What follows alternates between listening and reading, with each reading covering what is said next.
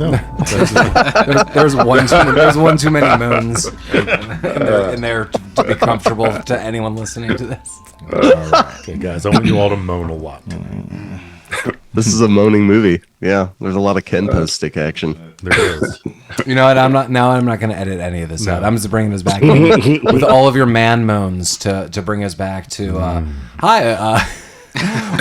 Welcome back to he was recording. All right. Rabbit Troop Sucks. We are a podcast about obscure, forgotten about, and often overlooked films, and that includes man moans, because today we're coming at you with The Perfect Weapon from 1991, and boy, are you going to learn about Kenpo and maybe what it is or isn't, and how it could be applied or not applied, or thought of, or psychologically broken. Who knows?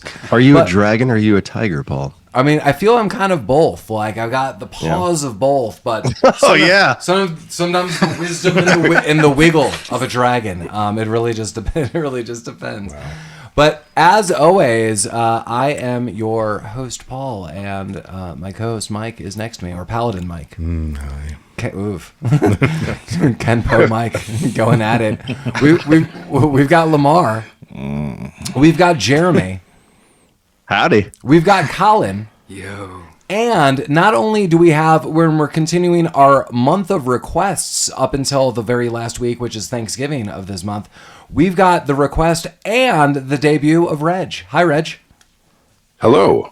Well, thanks for joining us and requesting The Perfect Weapon, 1991. Already, man moans up in the joint here. Reg, while you introduce yourself, do you want to plug your own podcast? Yeah, tell us. Oh, sure. Yeah. I'm Reg. I'm one half of a duo called the Cubicle Comrades. It is a podcast really with two coworkers that talk about things that vary from geopolitical to, I don't know, Bigfoot. So that's kind of our bag. There you go. Sorry, Michelle, my partner, she does all of this sort of research and whatnot. I just kind of show up and just go off the cuff. So you might like it, you might not. Would it be too much to say that maybe one day you guys would talk about a little Kenpo?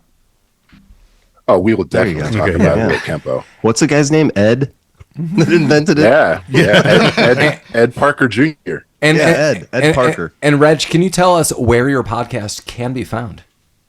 It can be found where all podcasts are found. Apple, Spotify, and the other place. The normal place. I like that. Exactly. Mike and I are just so All the excited. places. We got on YouTube once. Yeah. And our world's changed. We're tubing. Big tubing. You guys are tubies.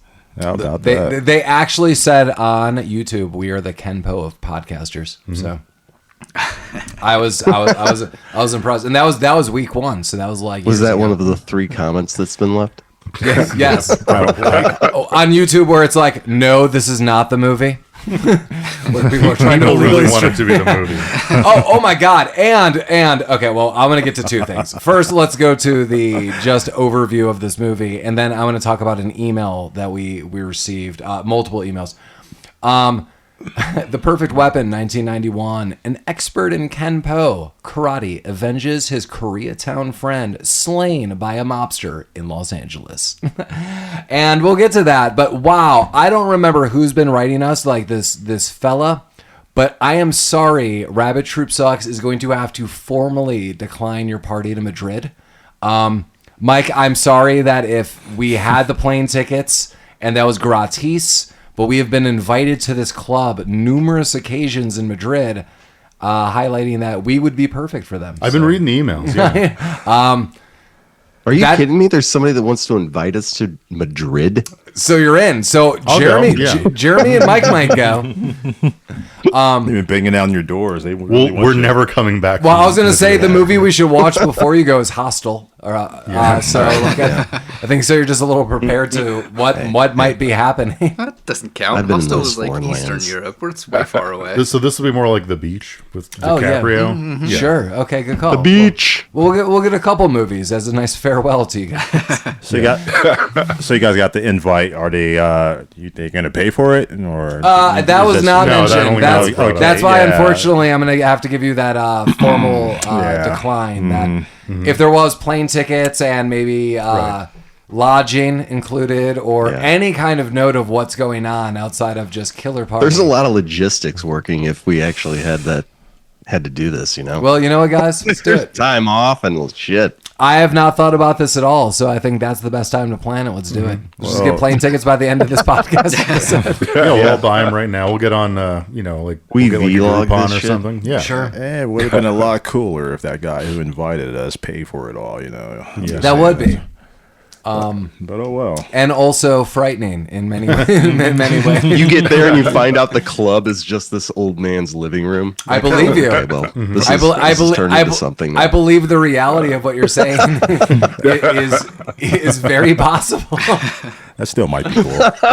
Watch movies with me. I'm still kind of in. Like at first I'd be like, all right, like yes. Mike's all in, dude. Yeah. This he's sounds cashing fine all to me. his I don't, chips. Just a couple of beers, just, When- just a little. When are we going to record a podcast? This whole room is a microphone. Yes. We're all the microphone.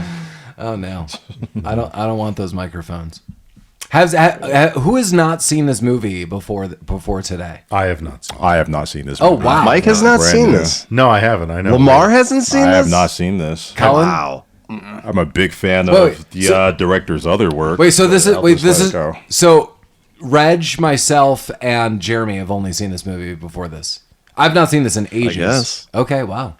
How about that? I'm surprised. We that you watched guys this have seen movie together. You know what? I'm glad that we covered those forgotten about movies that we talked about because this is one of them, and it's perfect for this podcast. I often note that because, like, I mean, if some of us have not seen it, that just highlights like the mantra of what we're noting our podcast. Yeah, I think this movie came around like early 90s. I think there was just a dump truck of movies that just got buried underneath at that time. I mean, Jeff broke out on the scene, and it was Kenpo. So this director did Kickboxer as well, right? yes. Yeah. This movie and Kickboxer, that's it.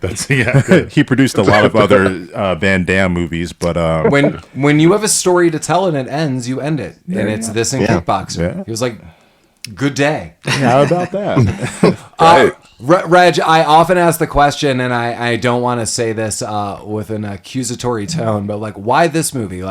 You've actually noted this a while ago, and Mike and I have been noting this. Like, we really wanted you on this episode. Why this movie for you? Well, I've been listening to you guys, for a while now, and like you said, the mission is, forgotten films and rare films, things of that ilk. And this, in my mind, it was something I remembered from the 80s, early 90s.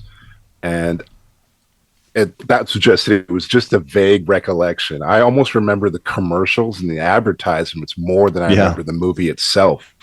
And, well, for good reason. I guess we'll get into that once we actually start talking about the film itself. But I thought it would fit the mission. So that was my contribution. Yeah, good call too. Like the commercials for me, I remember the cover of this. I remember, like, honest to God, the VHS cover and seeing this at Blockbuster all the time.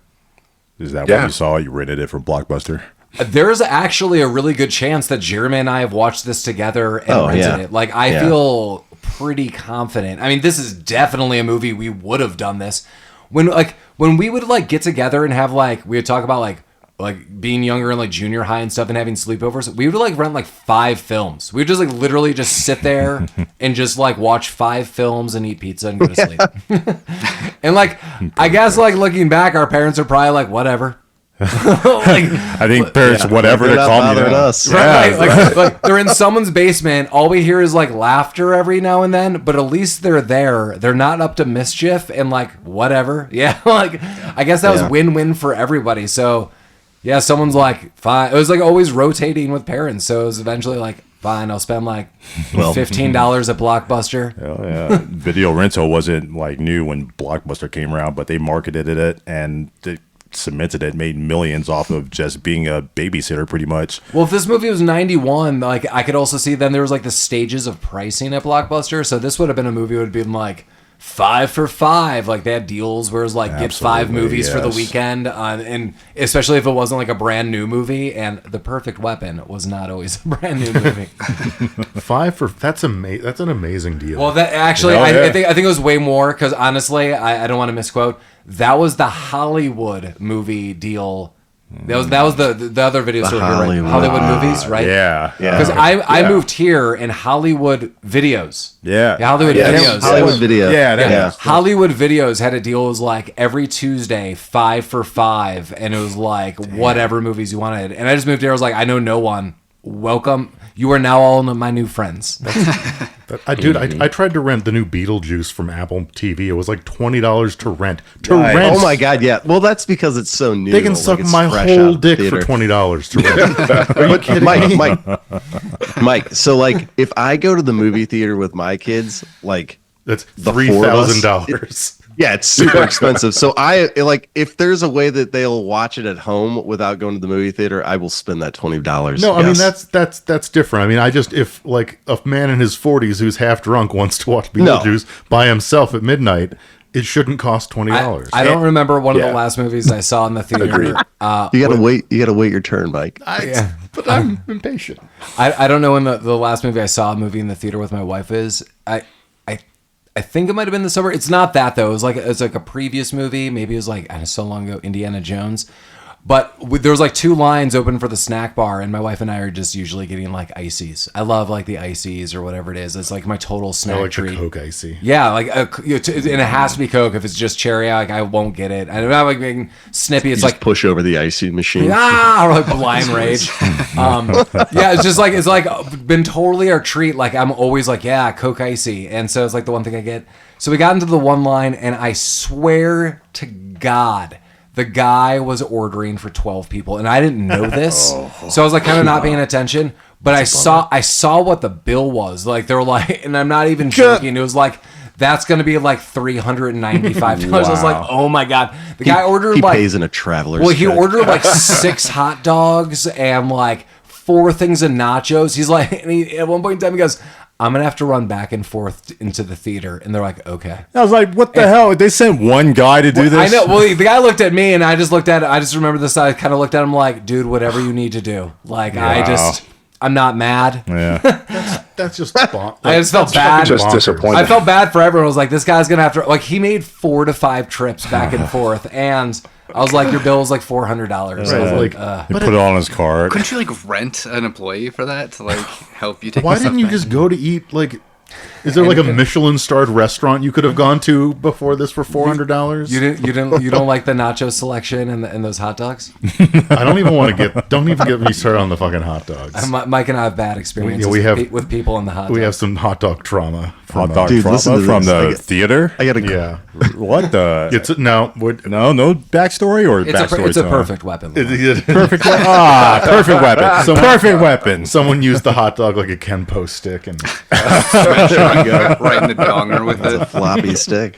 Oh, damn. Well, let's get into this movie a little bit. it's a movie. Yeah. We have Jeff Speakman, who I know pretty much from nothing outside of this film. He has been in other things, sort of. The Expert. This is in his biggest one, 95. though. Oh yeah. So all the other movies are kind of like this, but this would be the biggest movie in the 90s, and then he did a couple other things.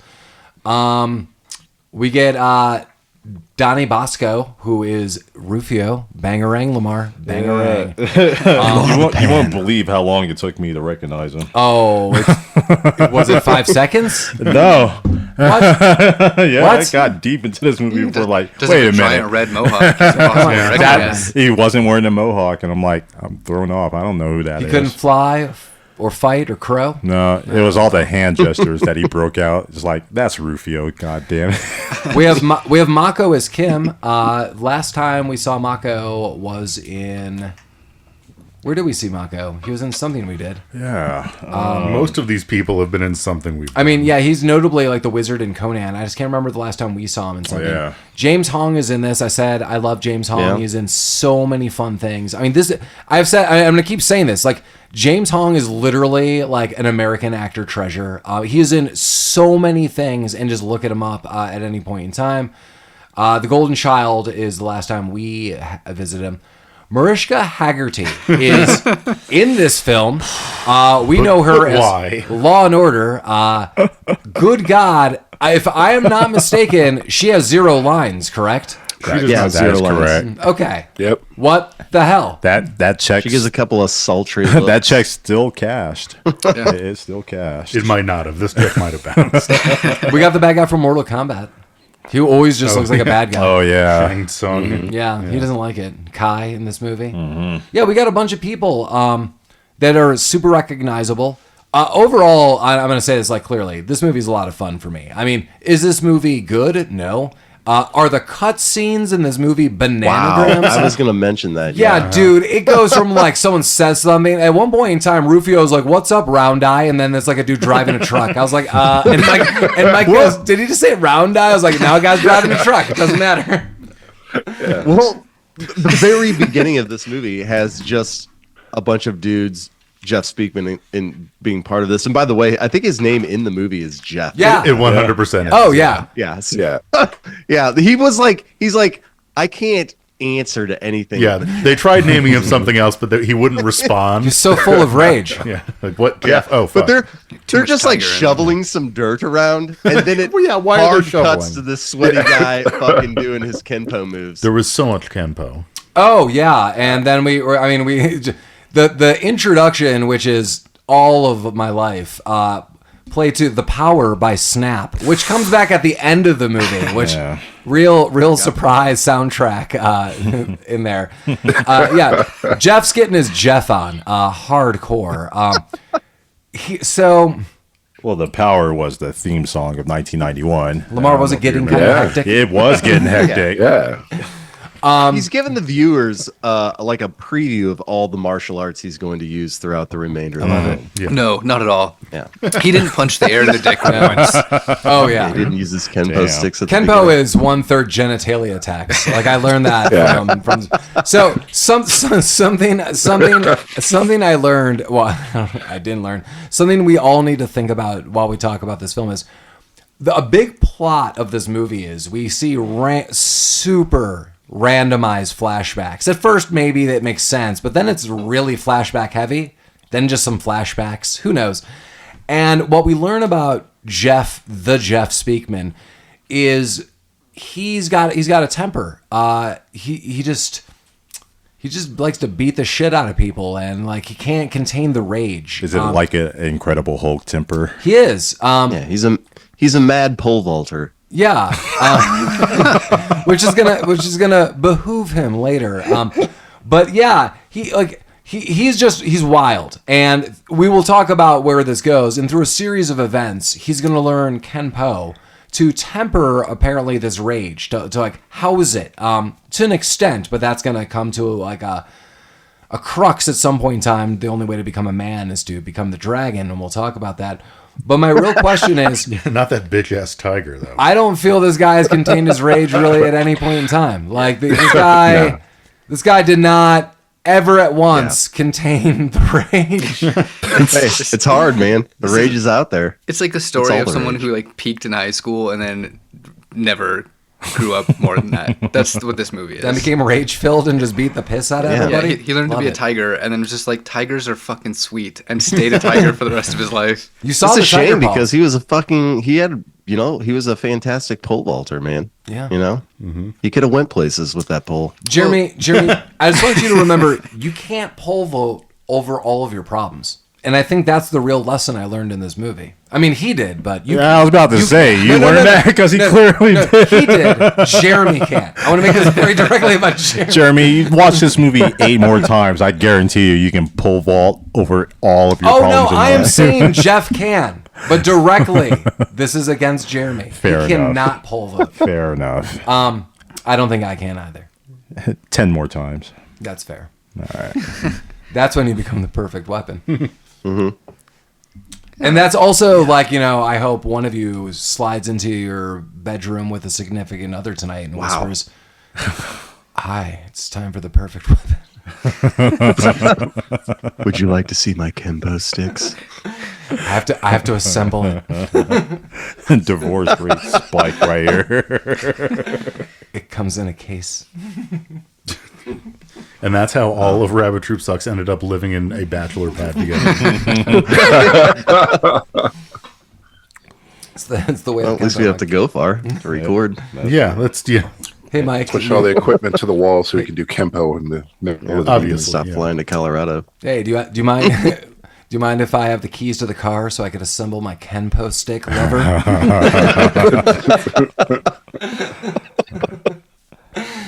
It's real classic. Gross. This whole movie is a euphemism. For what? I don't know, Mr. Kim. Let's talk about fantasies. Mr. Kwan. Yeah, so I mean, we learned that Jeff is just such a tempered young man, and through a series of flashbacks, I don't really care how we assemble this movie, but through a series of flashbacks, The creators didn't care either. yeah, I mean, we might put together a more cohesive, well-flowing movie on paper on the script than they could have ever done. So yeah, I mean, we find out that Jeff has a younger brother, Adam, and he's going to come into play in a little bit. Who is, I'm going to note, fake James Spader. But he also, has the hair of late indie rock Jeff Mangum of Neutral Milk Hotel. So if James Spader had that hair and combined into one, that's what that guy is for me. Jeff, he's a listener, I believe. Jeff Mangum? Yeah. That'd be awesome. You should come on and perform. I thought you meant Jeff Speakman. Probably both, yeah. There will be now. We'll hashtag him. He'll get in. We got a dude who could film a video to Kenpo while a guy is playing acoustic indie rock. It sounds fantastic. Perfect, yeah. Perfect. That's what everyone's wanted.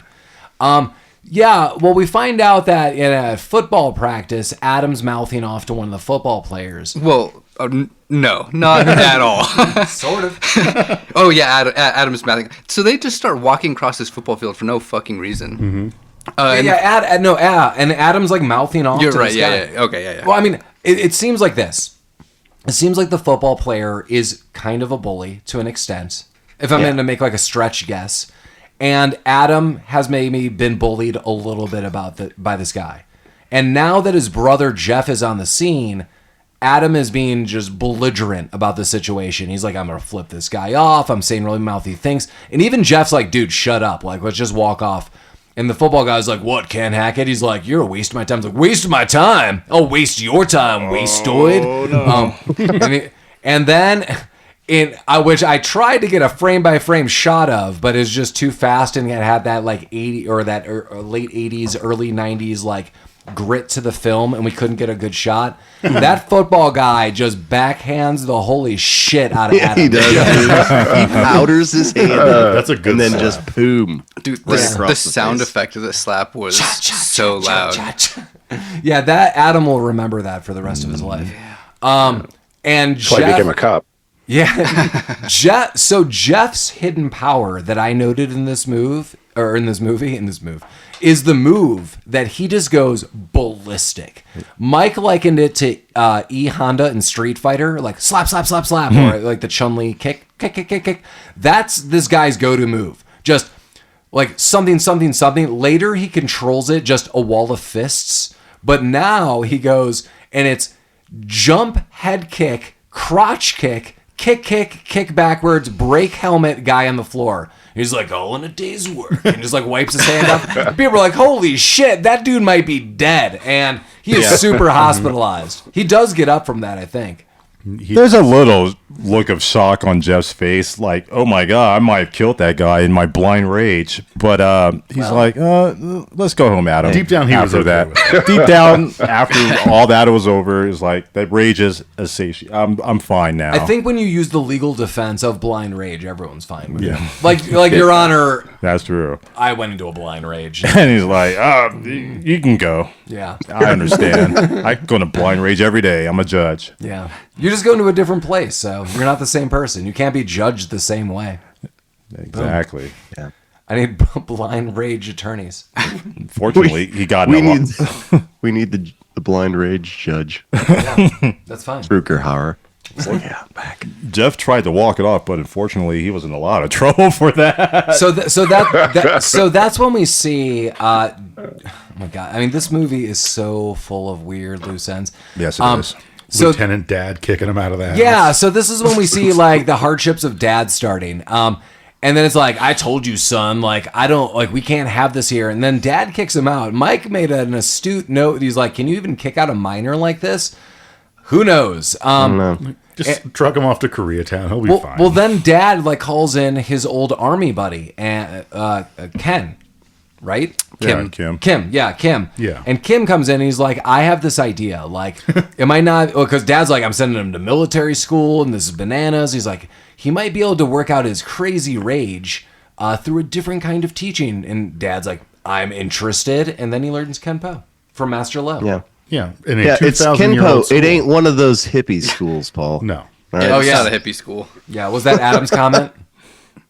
Yeah, it was his dad. the Jeff? dad. He's like, Mr. Kim was like, we'll school. send him to Kenpo school. And he's like, that ain't one of those hippie schools. Is it? Yeah, the actual infrastructure is not 2,000 years old. They're noting the martial arts is 2,000 years old. Is that also true? It is not true. Okay. Does anyone know when Kenpo started? Well, or is it real? It's not real. They made it up. Yeah. There was a guy back in 2,000 years ago named Ed Parker. It was from he's from the Ed Parker 60s or Jr., something. Yeah. brother of Ray Parker Jr. from Ghostbusters fame. Damn it. Edpo? I think it's a combination of like martial arts that this guy like. Yeah. I mean, that kind of makes It's sense. it's a hybrid. Yeah, it's a hybrid style.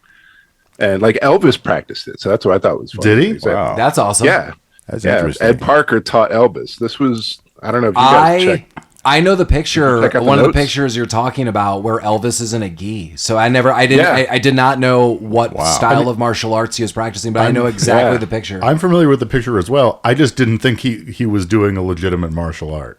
You know, I thought it was like the Elvis shuffle. No, yeah, Kind it's, of, yeah. it's legit. Like he-yaw. you know, watching the martial arts scenes in this movie, it kind of just, I don't want to like make fun of Kenpo or anything like that, but it looks like it just looks like just your generic martial art. Like he doesn't beat ass in a different way, not like Jim Kata.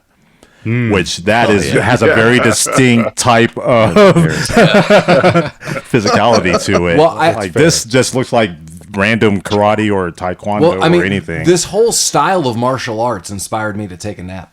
I'll say right off the bat, I thought the martial arts scenes in this movie were pretty fun. No, Yeah. I told Oh, you yeah, that. I liked absolutely. him. Yeah. Yeah, like clearly going into this, I mean, with, like most of our films, like, is this movie good? No, the cutscenes are garbage. Like some of the stuff is crazy. Is this movie fun as hell? Yes, and for me, it all comes down to those martial arts scenes. So this movie's 30 minutes long, and they basically do like, hey, martial arts scene, 8 minutes of fucking exposition, and then martial arts scene, and they keep that pace going throughout the whole movie for 90 minutes, and that's all you can ask for, man. Well, it was very clear. Like the script was like, we have some fight scenes. We're gonna string them together like this. But what kind of story do we have? I mean, this movie clocks in at an hour and 23 minutes, and like honest to God, like the opening sequence is like 5 minutes. It should be like 30 seconds. There's a brother talk in the hospital, another like 8 minutes. That should have been 30 seconds. Like they were like really stretching out the story. But when it comes to the martial arts and this guy just kicking some ass, it's super awesome. Even those Kenpo sticks. Even the parts where they stretch out the story, I don't even think that's offensive. How long they stretch it out, it could be much worse. Well, I feel we're feeling that because it's an hour and 23 minutes. Imagine that, like if they really amped it up to like an hour and like 45. Yeah, where else would we have gone? I think some of the movies that even we reviewed are guilty of doing that. They just add in that little extra hour and 50. We're legit. Like Jeff could have had a flashback of like lightning striking a tree, and he carved his Kenpo sticks out of it, like the natural. He's hitting home runs every time with those Kenpo sticks. These are my homemade Kenpo sticks. Call this one little butler. Does all my biddings. I will say, Oh yeah, go for it, Reg. well, we're talking about how the movie is so short, and really the only thing that stands out is the martial arts. And I went and after watching it and sort of going back down memory lane, I was like, okay, this is definitely not as cool as I thought it was when I was 13. But so I was like, let me find out more. And apparently, we all grew up with the Transformers and G.I. Joe and all that sort of stuff.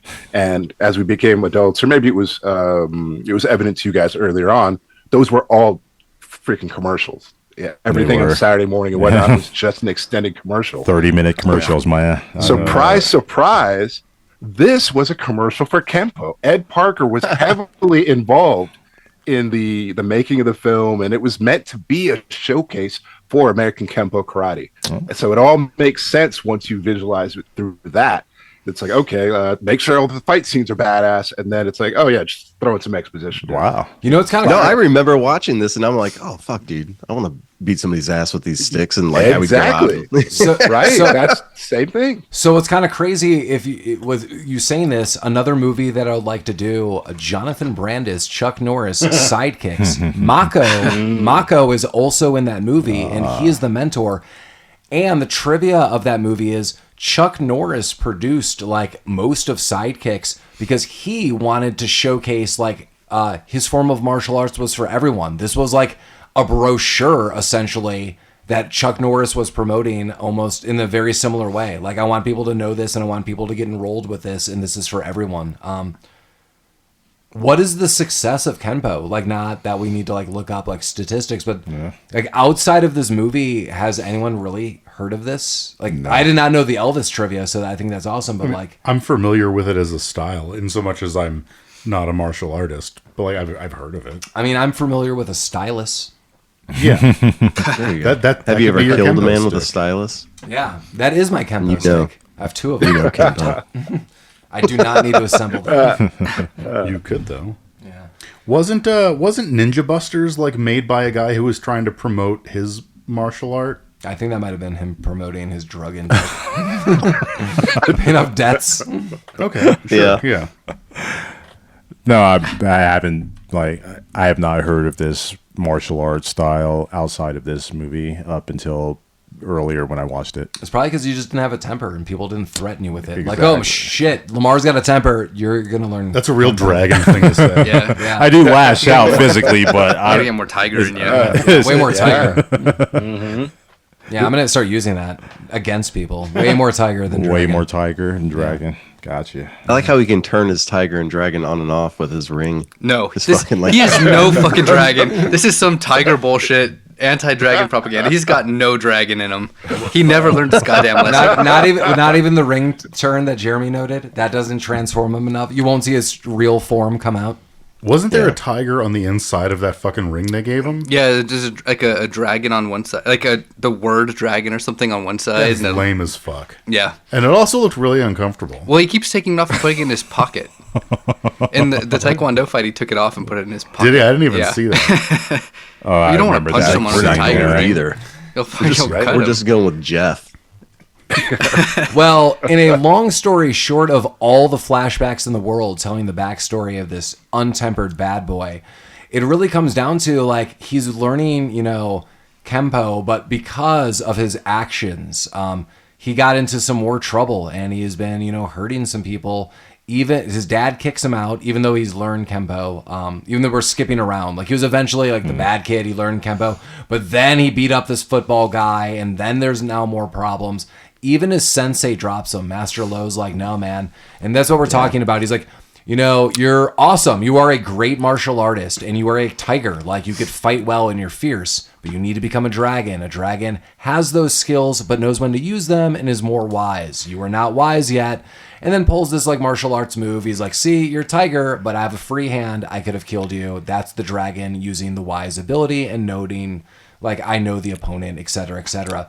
He's like, you've got to leave and learn the way on the road. And once you do that, then you're going to become a man. So I like that there's no direction whatsoever. It's just like, get the hell out of here. Don't In talk order to to me. get your man cherry popped, you got to become the dragon. Sure. And a super loose thread is there's a young girl in a flashback, Jennifer, who may or may not have like an interest, and they train together a little bit. And now she's those older. looks, she has an interest. Well, now she's older, but she also shuts the door on him, and she's like, And Well, she isn't even like, she doesn't say a fucking thing. yeah, she looks with her eyes and goes, Let me ask you this. What does he do? What does Jeff do for work? He moves dirt he- around. shovels the dirt? Is that absolute his job? opening scene was him at a construction site. Okay, that's his okay. job. yeah, it was He- like briefly. they were in that opening scene. They were shoveling a thing of dirt and then moving it 6 inches and dumping it.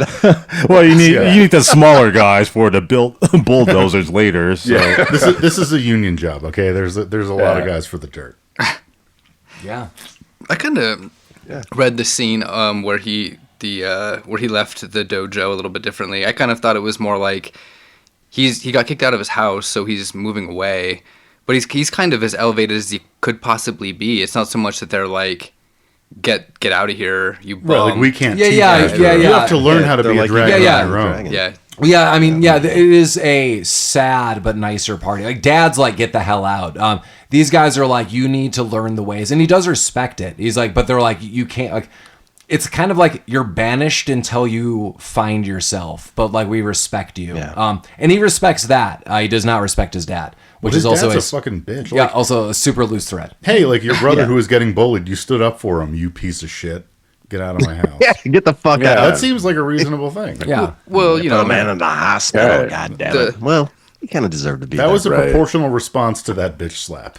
the kid looks up to Jeff for being in Kenpo and being badass all of a sudden, and no one thinks to enroll Adam into the same thing that he Adam's too big loves of a so bitch much. for this. Yeah, he's a bitch. He just has to get punched in the tummy by a girl a couple times, and he'll be good to go. Right. That Yeah, first you could argue that Adam instigated the whole thing. It was like Jeff would still be pole vaulting and, living at home right. had Adam not been out there, writing checks that that someone else had to cash. Kim would still be alive today if Adam wasn't such a little bitch. That's right. So at this point in time, I am correct. He moves in, Jeff, with Mr. Kim, right? Yeah, I think he's bunking there, maybe. Sure. For a while, I think. Like, I think he just stays there, like, for a while. We don't know how many days passed. But I he don't think not in the movie. Yeah, I don't see any No, we scenes don't. where he stays with them. I think the flashbacks end around this time, and it's just Jeff in his little No. apartment. In the flashbacks, I thought like it was noted that he moves in with Mr. Kim for a little bit. Well, maybe that's. I don't think maybe. so. I didn't pick up know. on that, but it could be. I don't know. I think it's implied that he would take him in. I don't know if he stayed. Because Well, I think later that's when we kind see of when we right. see Rufio, he's like he stays here too, just like you did. No? Oh, okay. Okay. That Like makes there's a lot sense of like then. similarities, and I think he was like just temporarily like. His dad kicked him Where were out. you And on he's that like, one, I'm Collin? gonna stay there for a little bit. I mean, I could be wrong with No, that. that makes sense because you're fresh out of high school. You have no job. Your dad just kicked you out. Where the hell are you going to go? And I with also no thought that money? was said at a hospital scene. He's like, I stayed with Mr. Kim and like I worked some jobs. He let me stay there as long as I did. Yeah. Like, yeah. Well, yeah, because the next Why did time he we- not know Koreatown better, though, then? That's super fair. He's not very observant. He stayed with Mr. Kim, but he was only allowed to go up and down the street. He's a dangerous simpleton. He's like, there's a convenience store. You will get me a cup of coffee and my daily cigarettes. You will go no further. There will be repercussions. That's fair. This was a rather large Koreatown. I'm not exactly sure which California city they were in or if LA was implied, but this Koreatown spanned multiple miles. Yeah, it was. I thought they said L.A., but I think might they have said just LA. been. It was LA, yeah. I may just be assuming it was L.A. I've never Oh. been. I don't know how big their Koreatown is, but man, it's huge. Well, Yeah. now we're back in present time, and Mr. Kim owns an import shop. We see a lot of like knickknacks and china and stuff like this. I love that Jeff just calls him. Like, what are you doing? Yeah, What's up, Mr. hanging. Dude, I love it too. Like you got to give your mentor the 5 he was minute. just Hey. checking in. Yeah. Right. Well, as simultaneously as Jeff is just making a phone call to check in on Mr. Kim, when we find out Mr. Kim is running this import shop, some dude comes in. He's like, "You will work for my boss, and we're gonna take this place over." He's like, "1 second, I got a phone call." I was like, I do not like this. You're a very rude old man. My boss does not like this. You do not know the powers you are messing with. He's like, yeah, hold on. Like, Jeff, this guy's here. And then the guy's like, oh no. And just rips out the It phone literally cord. happens like that too. And It's so immediately hilarious. Jeff's like, Mr. Kim. And then cut scene later in the 5 seconds, he's in a car just driving. Like, he is not having that. And this guy's like, listen, you son of a bitch. Like, we're part of the mob and you're going to get in line, see? And the guy's like, okay. Then he leaves. It seems like weird. Also, empty where dress. is Jeff at originally? Like, where's he at currently? Well, Jeff- before he gets in his Mustang. Well, and Sam, I drives- thought he was San in Bernardino. Albuquerque or somewhere. All right, so he's in New Mexico. Sure. Well, I was gonna say Jeff is more of like a smoke monster that could be summoned. He's anywhere you want him to be. He's He's a tiger, man. He can He's be a tiger. Boom.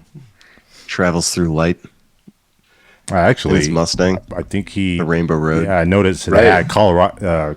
not Colorado, California license plates. So he was in town. So just down the street. Yeah, maybe. Those are fake plates, Lamar. Yeah, maybe a city away. I don't know, enough to drive that red Mustang through a montage. Yeah. Well, he was ready for it. Yeah. The this whole kind of thing just seems like a bad plan. Like, you're in Koreatown. You need all they're asking for is a little bit of space to presumably stash drugs or something. They just want to sell a little bit of drugs. What's wrong? Yeah. with They don't want to Yeah. sell it in a shop. Amphetamines. They don't want to do really. They just want. He has a ton of space, evidently. They Storage. just want some of the storage space. Oh, I thought they wanted to sell it. Well, I mean, they're Yeah. going to sell it eventually. They just but I want to think they store it wanted there. his shop just to store. So they can move it out. And they know that he has money problems, so it kind of seems like a win-win if Kim wasn't just a little Well, bitch about it. were they offering him any money? I don't know if that was ever on They the had- table. I mean, originally it was did, yes. applied. They said Yeah. that, Oh. hey, we know you got money problems. We can. Oh, shit. Yeah. Yeah. Well, Yeah, So- it changed everything, didn't I- it? Yeah, Kim's the idiot for not taking it now, Yeah, right? I have Mr. Kwan is an idiot. I have that in my notes. Yeah. counter offer. All right, I want some money, and I need you to drive business my way. Right. And that would have been the end of the movie. They'd be like, okay. And then the movie's over. Hey, you know what? They probably got would to have see those done that Kenpo too. sticks It in would have action. helped everybody. Mike, we could have had an off narration, just randomized, just like Silver Bullet, where like now we could have like Just like a woman starts talking for no reason. Like Mr. Yoon and Mr. Kim worked together like harmoniously for the next 25 years. They bought an island and had many family gatherings Yeah, Mr. Kim sold lots of vases. full of drugs. yeah. Well, he ain't Drugs selling and those vases. vases anymore because they're all fucking broken. That's true. They're getting a little. They escalated their little. Well, Jeff comes in through a wall, or throws a dude through a wall window. Right. The broom through the window pull attack that he does when you first see him, that was my favorite part. No one remembers That's this? it. Yeah, Yeah. no, Okay, his, okay, his That's always entrance the is first pulling move someone in through a Kenpo. window. Yeah. There's okay. No, let's Element keep of going. surprise. Yeah. No one saw that coming. And then so he came in and beat up these there's three guys Yeah, he that beat the they're fuck out of strong them. arming Kim. Yeah. And he does way more damage to the shop than those three guys Oh, were ever yeah. gonna do. 100%. Oh yeah, yeah. Much more damage. He broke the window getting in. Like, just let him go outside first. Yeah. Kim seems fine with it. He's just like, yeah, No, he good was job, guys. stoked. Yeah. There's a scene in this. I'm still a little confused about how long it took Jeff to get to this place. Not long. I told you Jeff's a smoke monster. Why can't you just accept this? Mustangs are real fast, Jeremy. There was no one on that highway. Yeah. It's one of my top 3 scenes in this fight scene right here because Jeff just erupts into the scene just abruptly and Again- beat down 2 of them. Yeah, just punch, punch, punch, punch, And punch, then- punch, punch, punch, punch. And then looks over at Kim. And he's like, "What's going on here?" I just thought that was hilarious. And it goes right back to the punch. Yeah, The guy pulls out a gun. He hits him Oh, in the yeah, face that's with a pipe. I love the real resolve in all of this. So basically what happens is all these dudes get the shit kicked out of them. And it's almost like a Three Stooges skit. Like half of them are like rubbing their heads and kind of like hobbling off. It's like an old school, like early martial arts film. Like, oh, like I gotta get out of here. And Jeff's like, oh man, dude, like I'm really sorry, but like I was just trying to protect you. And later on, like I think in the night or there's like a couple hours that pass, Mr. Kim's like, dude, don't worry about it. I'm going to go talk to these people. Yeah. I'm going to say it's a misunderstanding. The whole time I was telling all these guys, I'm like, this he's dude's gonna be dead. fine. Like, what? Jeff's like, are you sure? He's like, oh my God, mistakes are made, friend. So People He's Canadian. so then they send Sub-Zero from the Running Man himself, Professor Tanaka. What do you think he's a professor of? Tanaka. His name is Tanaka, fucking pain. and he's played by Professor Tanaka. Professor Tanaka. And he comes in That's and gender studies. and kills Mr. Kim. He puts a flower on him, and does he just like headbutt him to death? This is like my favorite detail of the direction this movie is in this. So they break through the window when Jeff comes in to save the day, right? Yeah. Then they hammer up boards, and then to get in to murder Mr. Kim, they break through the boards instead of just any other easier path. That's the only way they know. That's detail. That's I the like best that. detail of this movie. And one little note. So we have Jimmy, who is Rufio from Hook. he's been staying with Mr. Kim off and on, and there's been a lot of comparisons like, this is like a younger version of you. His mother died early in his life, just like you, Jeff. He's looking for like focus, just like you. He stays here every now and then, just like you did. So it's young Jeff Rufio, Bangarang Rufio, Bangarang. Oh, this is where he had a scene earlier in this movie where they showed him, and I didn't know who it was. But in this scene where Jeff and Kim are, or was it Kim? Yeah. Well, before the Kim shit, they're drinking tea, and Jimmy enters, and that's when I recognized him. Yeah. And he goes right up to Jeff, and he goes, "You're dead, Jeff." You're dead, man. Bangarang. That's the first time I noticed that. I was like, what the hell? I couldn't believe it. Like, and that was just as Kim was like, does he remind you of anyone?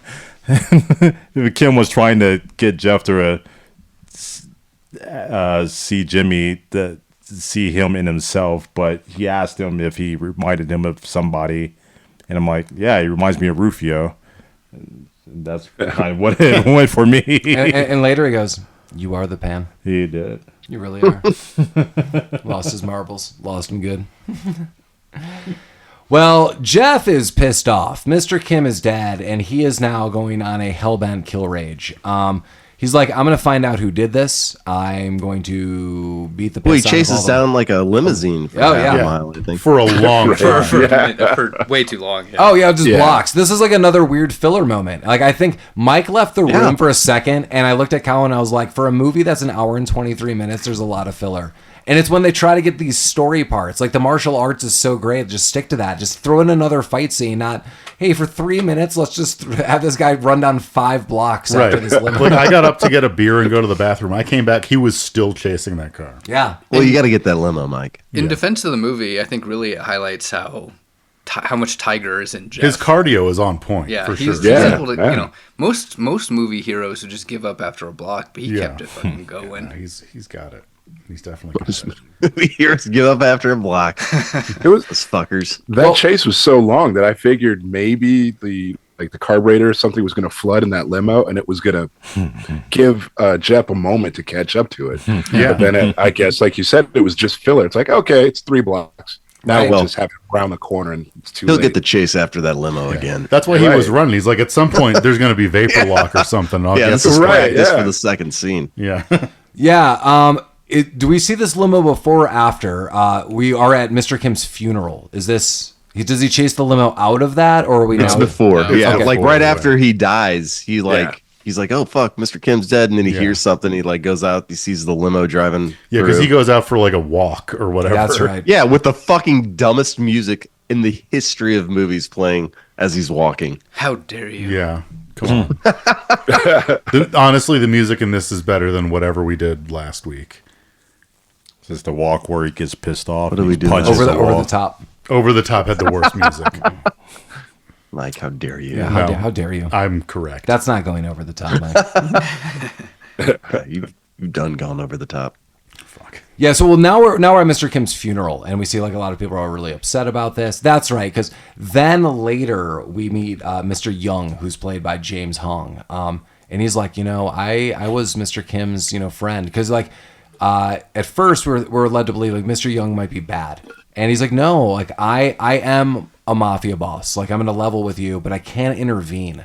So like maybe you could help me. Like this dude was my friend. Like if I intervene, like this whole like mafia agreement's gonna collapse. Yeah, like one of the other 3 Korean mafia bosses killed him. Why didn't he go murder all those guys? Yeah, I'm just gonna give was you definitely one of them. I'll give you the intel and all the secrets. I'll let you know how to get in their facilities and what you could do to kill them. And Jeff's like, that is just Bangarang. That's awesome. That is number one. Yeah. That is number 1. Yeah. It took a little enticing. He had to get him in his car. He's like, let's talk about this in my car. I got free candy. I kind of want to talk about that limo for a second. The inside of that limo seems so shitty. Like it seemed like, it honest to God just seemed like a cored out limousine. Like the interior, there was like nothing in it. It was just a big car.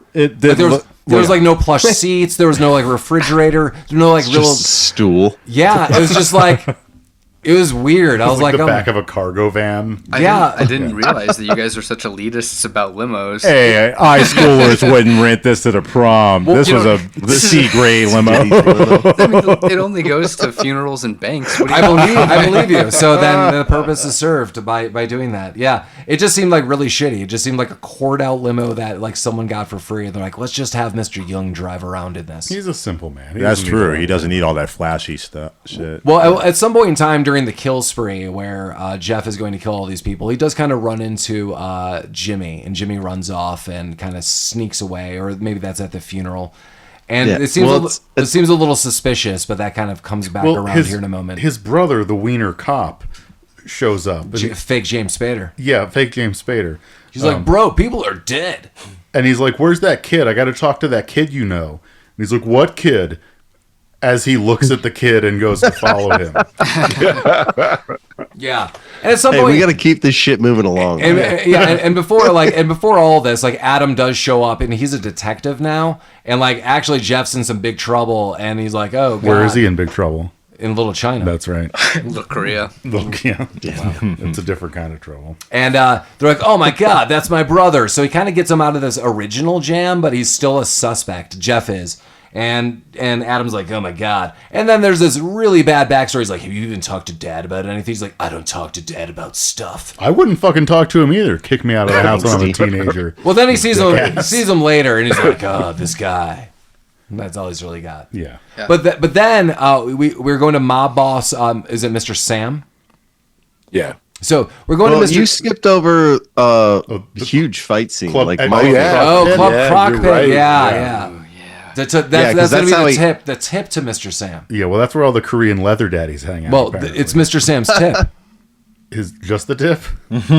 Just the tip. Maybe most of it.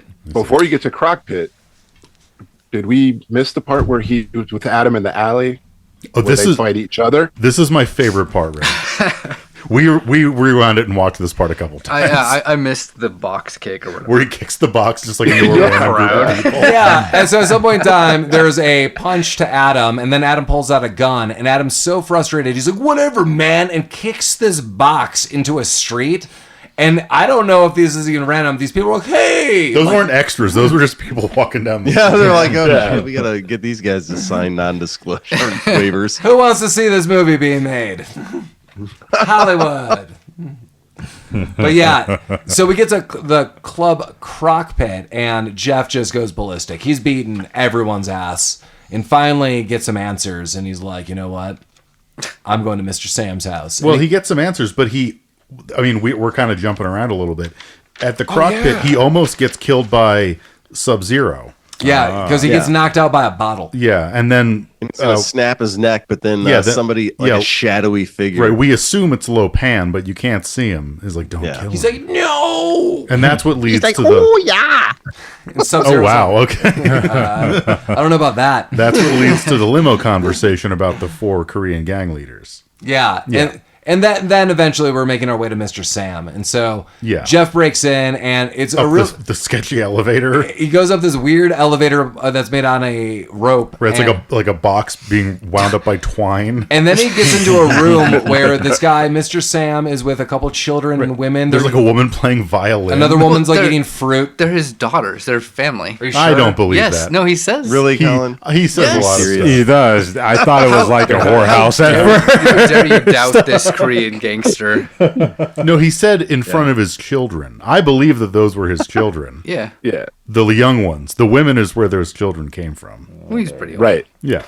That guy fucks is what I'm saying. Oh. I don't understand, Mike. Well, can we go into this a little bit? When a Korean gang leader loves a prostitute very much. Yes.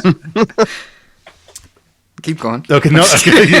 Mike, do you have a set of dowels you could demonstrate this? Let me show you with this Kenpo stick real quick.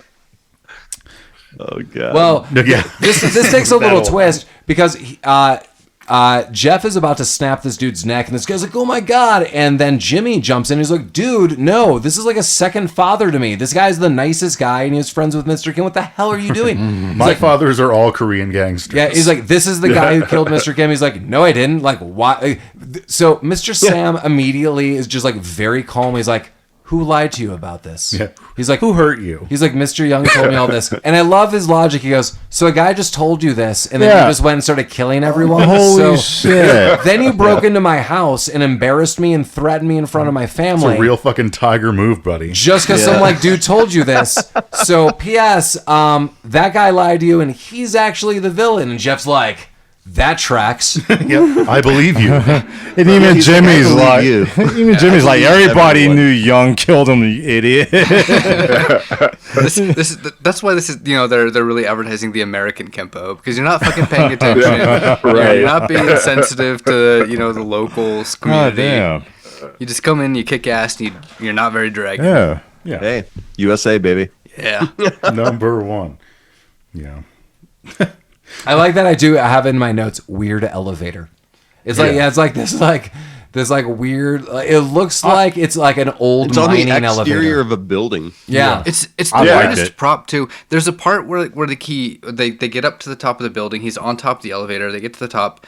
It starts going down, and he jumps on a pipe or something, and he bumps the rope that's like carrying the elevator, and it has no slack, so it's just it's flopping around everywhere. It's bizarre. The weirdest prop. Hey, Also, some of those Korean elevators. getting into Mr. Sam's house was fun. Jeff beats the hell out of people with fire extinguishers, probably kills people, and then the end resolve is Mr. Sam's like, I want you to go find Mr. Young. Take Jimmy with you. He knows how to get there. And Jeff's like, this is ridiculous. He's a kid. He's like, no, he's part of my family. He knows. You have my blessing. Now go kill this dude. And Jeff's like, all right, bro. Sick. And as he's walking out, he's walking past the dudes he just beat the shit out of. Yeah, the guy has to call a fucking elevator Sorry with a about that, screwdriver because he busted the lock or whatever. For some reason. Yeah. He's lying on the floor bleeding. He hit the button to the elevator. Yeah. And why not? So the plan now is Jeff goes to his brother, Lieutenant Adam. Yeah. And he's like, so we have to go get Sub-Zero. Yeah. We'll kick his ass. That'll leave Lopan alone, and then I can kill him. Yeah. That seems like a great idea. Yeah, and they tried to do that. At a bank drive-through for some reason. Yeah. It's because no one knows. Hey, no one knows. It's running thin by this point. Sure. They had a point for this. Jimmy was like, no one knows where he lives. He's super secretive, but there's one place he goes every day, and this is it. It's the bank. That's why they had to go Right. to the bank. Okay, that makes sense. Right. Like Bank of America. Yeah. But then that klutzy Who fucking handles woman screwed it up. Yeah, every mafia bank always has a drive-through window. Yeah, they like the BOA. That's where they go. And now they're on a speed car chase with Sub-Zero driving this limo like a madman. Yeah. He does a pretty good job, though, and his suit is always fucking crisp. Yeah, by the way. the cops are involved with this too, and eventually Tanaka flips the car.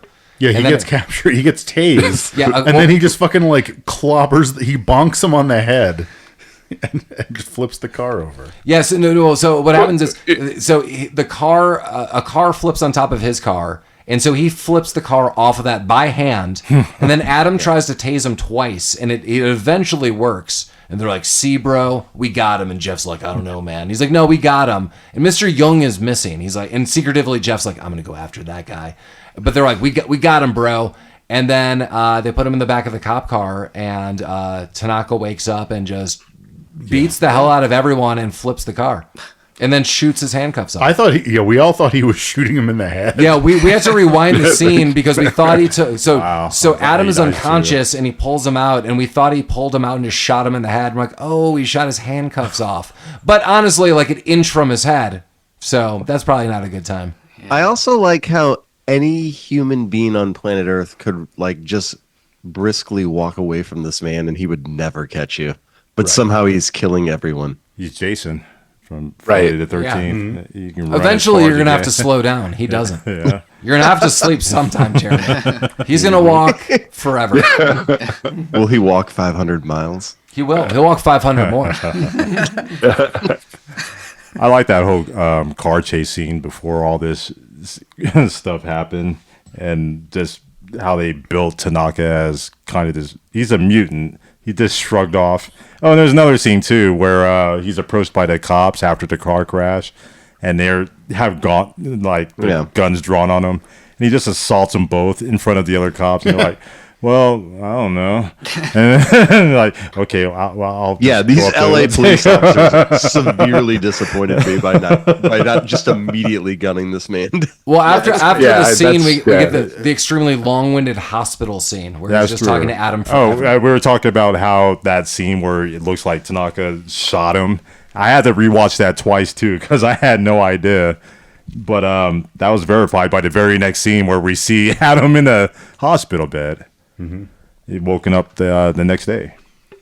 Yeah, he's okay. Everything's fine. He's fine. He's okay. Yeah, he wasn't shot in the head like I thought. Well, Jeff has a plan. He's going to break into the facility where Mr. Young is, and and we don't know where Sub-Zero is right now. He's lurking around. He's on the loose. He walks away and doesn't show up until the very end. Yeah, he'll be back. Spoiler, in a fucking 6 speedboat. Oh yeah. And so Jeff's like, I'm gonna break into the facility, and no one really knows. And you know what comes back around? One of his skills, guys. Being a tiger, dick punching, pole vault. He's got a pole vault. Oh yeah, he's got a pole vault over a barbed wired fence, and then the security guard sees into him a security guard, and then he just knocks that guy out. Yeah, that security guard's like, what? He's like, what are you doing, dude? Like, this is just what do you even? Yeah. This is just some warehouse. Then just fucking pole vault in here. Yeah, I like Jeff's little sign. He pole vaults in successfully. He's like, I can't believe it still works. And then he punches the shit out. like physics are different now in the future a little bit. That's true. In the dirt.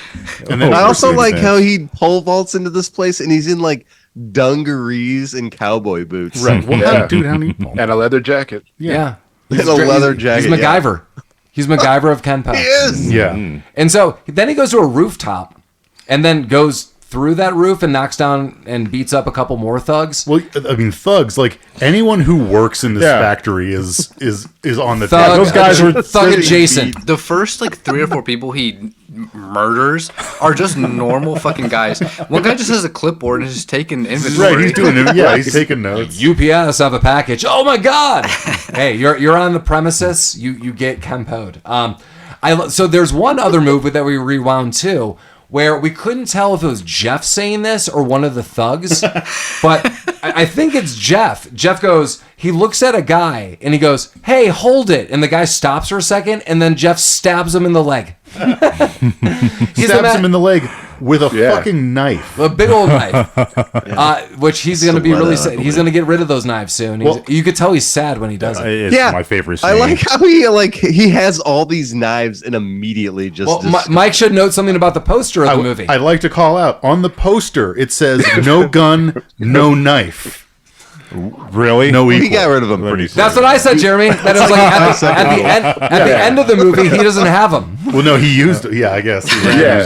My favorite knife bit was he has 2 knives. Oh, he throws one to distract a guy, and then throws the other knife at the dude. Perfect. You're wasting good knives. No, that was perfect. That was the way you used 2 knives. Was that the perfect weapon? That was the perfect weapon. It was. The second one was the perfect weapon. And I think they were the last 2 knives too. So that's something else. His boot knives. Every time he held up those knives like this, all I could think about is Mo fucking Sislak. Like, you're thinking about a guy with 2 knives. That'd be great. Yeah, you could tell when he threw those knives. So there's a guy on like the rafters with like a gun, and he throws one knife, and the guy looks at it, and that was the distraction knife, and the other one just goes right into the guy. It seems like he didn't need that distraction. Yeah, but I could tell. I could tell, and I said to everyone in the room, I was like, Jeff's looking for that knife when he's walking around. I was like, not the one that's in the guy, but the other one he used as a distraction. He's like, maybe I could get that one back. I could get it back. He's got like an air tag. That was my grandfather's. It was engraved. Is this the first ever? I've loved you like a son, Mr. Kim. Is this the first ever use of distraction knife? It's that I've ever. Well, I mean, only. It's a side band I'm starting. Distraction knife.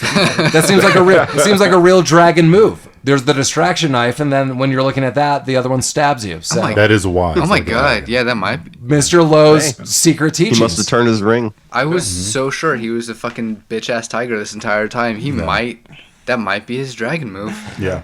So he's what you're still a saying bitch-ass is tiger. he shows you that he's a tiger, but the dragon move is he's really a dragon pretending to be a tiger. And when you assume he's a tiger, he dragoned you in the side. I need to think about this. Boom. So many layers. Colin, perfect weapon. I'm so. He does a line of dragon. Colin just took off one sock. That's his dragon. He couldn't take it. His foot got a case of the vapors. Well, also, side note, Mr. Young has this brilliant move, and he talks about it. So he has the bad guy from Mortal Kombat. He's like, we're going to get him. And he's like, don't worry, I got this taken care of.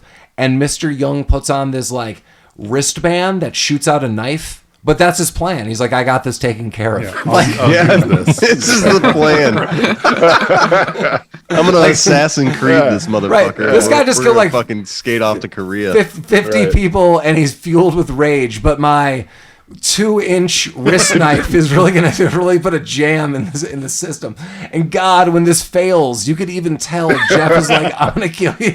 Well, he just looks behind him. He's like, what the fuck was that? Did that ever come up? Did he even get a bust Yeah, down? he I don't did, remember yeah. at all. So Okay. what happens is bad guy from Mortal Kombat is like trying to like kill him, and he's like, I'm gonna blow your brains out, and Mr. Young's like, ha ha ha. So like, Jeff is broken into the facility, and this gets there, and Jeff really quick turns around and Kenpo's the bad guy with the gun. That guy's taken care of, and he's gone, and Mr. Kim is like, oh, and he's like, I didn't mean it, Jeff. Like, we could work things out. Like, you know how it goes. And Jeff turns around for a second, and then he wrist knifes him, but it goes into his that's Kenpo right, okay. stick. Yeah. So he doesn't get hit, and Jeff just turns around like, you bitch.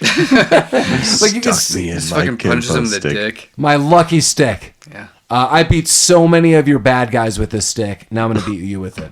And With so, his what? with his Kenpo stick. I said, with his stick. Well, he's going to beat him like a father.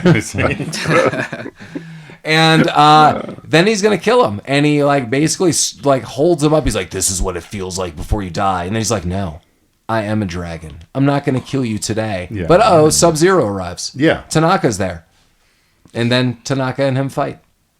Yeah. You fight for a bit. They fight for a little bit. They fight it out. Yeah, they fight.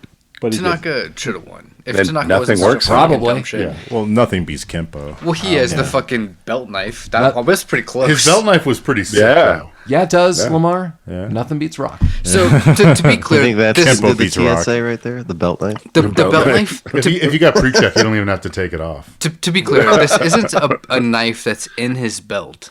He takes off the belt, which is like a whip with a knife on the end. The knife is like the buckle. Yeah, so this is actually So like one cool. of my favorite parts. So Tanaka like whips out this knife belt and he starts swinging it around and he launches it and it kind of cuts the arm of Jeff, but it sticks in and then Jeff grabs it. And why I say this is my favorite scene is the look on Tanaka's face when Jeff starts swinging that around was like, whoa, shit. He's like astonished. Like, I cannot believe Yeah, it. he's like, this absolutely went wrong for me. I have had no dialogue, but my eyes are conveying whoopsie daisies. I just picked a whole bunch of them. Whoa, baby! I swear it's never happened like this before. Then Jeff throws it, and it goes into this gas tank that sparks a little bit of gas. And then Jeff takes like a chain. There's like a random 2 links of a chain on the ground. That's for luck, Mike. They leave it on the decks for luck. Yeah, and he just throws it. You never played a game of Old Chain? Yeah, no, I was never very good at old chain. Well, maybe this weekend we'll play some Old Chain together. Okay. And then that creates a spark, and wow, that goes right off in Tanaka's face. Yeah. And he's like, no! I think what set Jeff off in this scene was he recognized the flower that Tanaka put in his little. Yeah, he's like, that flower was on Mr. Kim's dead body. He's like, oh You're shit, the that's the killer. one. And he turned the tides with that little scene. I kind of like that little deal. If the flame wasn't enough, though, the entire propane tank exploded. The explosion.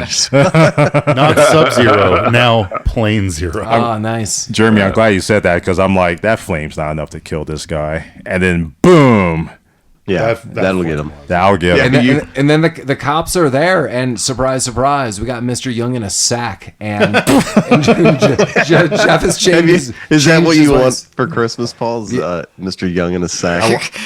beastly man. I want a beastly man. That sounds like a different kind of movie. Young in the sack. Mr. Young's sack. I think Just there's a young there's sack. an FBI number for You should, that. you should, Yeah. listeners, you should Google that. The, And the van is outside already. keep Google your findings Young's- to yourself. When we post this on Instagram, hashtag Young Sack.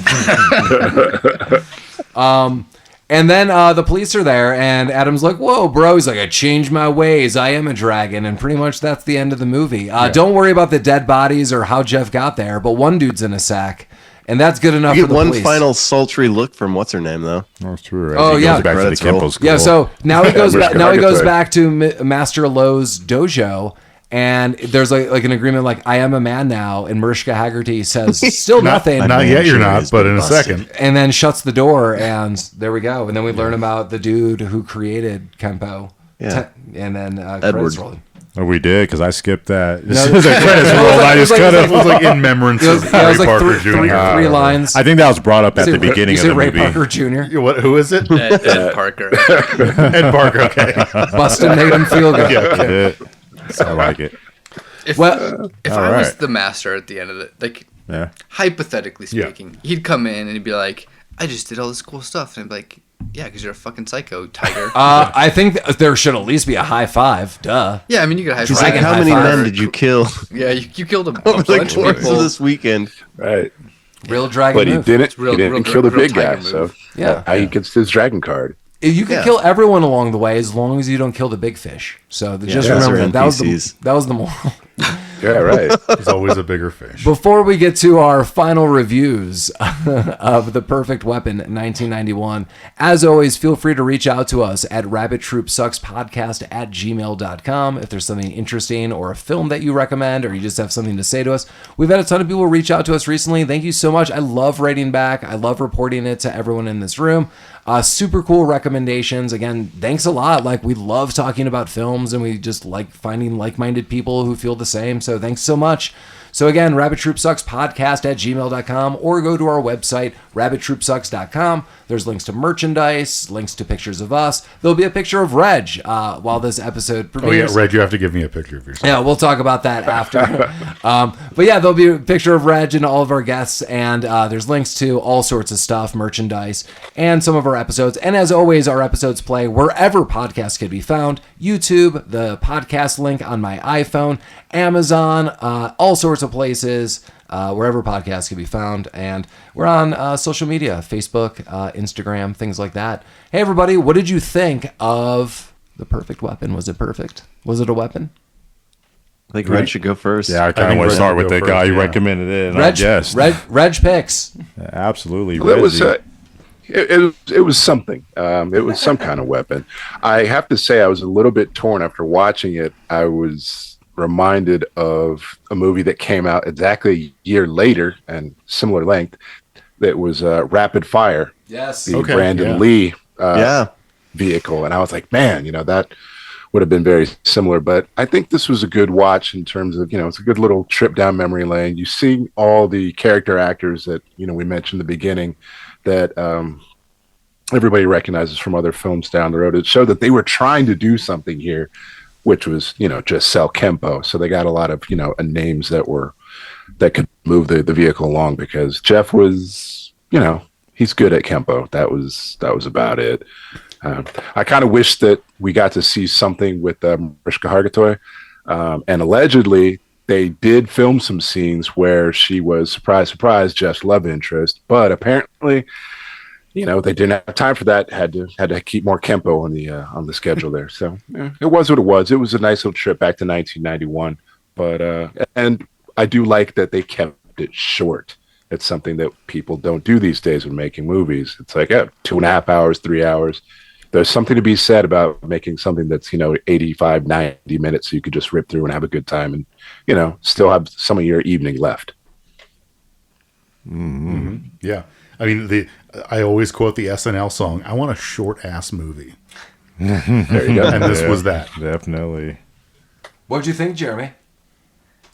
I really liked this movie. I liked it back when, in 91 when we first saw it, when we rented it.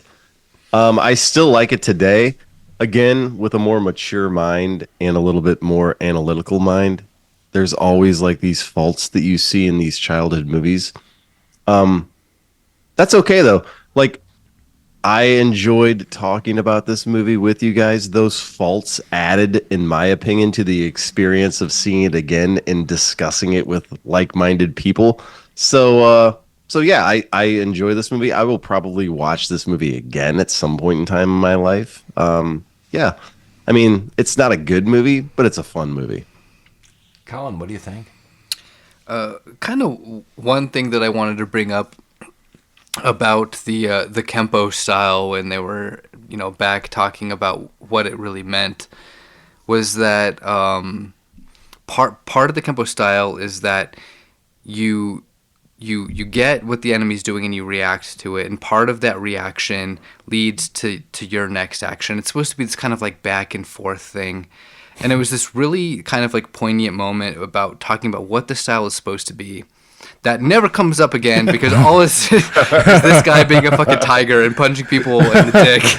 I was thinking about that as there's a scene where he just runs in and stabs a guy in the knee. I'm like, what kind of reaction was that? I'm like, you were very aggressive in your Kenpo. Yeah. And like, so there was so much, like if they added another like 10 to 15 minutes to kind of like, really bring some depth to it, they probably could have. But it wouldn't have been as much fun to just like have a couple drinks, hang out with friends, and just watch a really stupid fucking movie. The holistic side of Kenpo doesn't put cheeks in seats, man. That's like, if I was ever concerned about like learning a martial art, it sure as shit wouldn't be Kenpo based on this movie.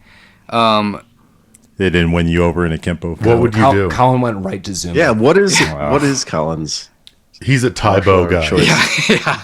I need a big black Billy Blanks up there. Yeah. handsome man to teach me what to do. But I mean, I don't know. I like for Jeff can do it, but like I'm not gonna buy that. Like if you got in like a street fight that you can rely on punching someone in the dick. Like everyone knows that you can just smack someone in the dick. But with a stick can you and do be it good to go. Kenpo style? Yeah, I can't do it Kenpo style. It's got to be all natural or nothing. Oh wow. Yeah. So yeah, I mean, but this is like a advertisement for that was super fun to watch, and I really enjoyed it, and I hope I never have to watch it again. Lamar, what are you thinking? Oh, you never have to. Yeah, come on. I would totally watch it again. There you go. Come on. Give it some credit. First off, right off the bat, Reg, our special guest, thank you so much for recommending that we do this movie and for joining us. I've never heard of this movie before, and I feel like if it never came up, it would have been lost in the series of early 90s movies that were shoveled out, especially martial art movies that there were just so many abundance of. I think people were just trying to launch a career off of martial arts the same way as the other guy, Jean-Claude Van Damme, who I'll bring up here in a second. But I totally would have never looked. I would have found it eventually, but I would have never sought out this movie, and I'm glad I did because I liked it. I think a little more than you guys. I thought it was a cool movie. I'm glad. I'm glad. I'm actually happy I never seen it up until today. So if I saw it back in the day, I would have just trashed it like any other movie. For me seeing it, that came out back in the day. Film. Yeah, I can appreciate it a little more. I thought it flowed great, had good pacing. The story is very easy to understand. It's not complicated, and it's quick. This hour 30 went by. It wasn't even hour 30. It was less than that. Mm-hmm. It went by so smooth. The story's easy, but it has a lot of volume to it. It's not just like the Kenpo go kill sticks. these guys. Exactly. It mixes in its Kenpo. It tries to. Like, I never got the message from Kenpo. Like, just it's a martial art. You're just beat up some guys and call it a day. And that's what I got from this movie. I thought it was pretty good. It reminded me of Beverly Hills Cop.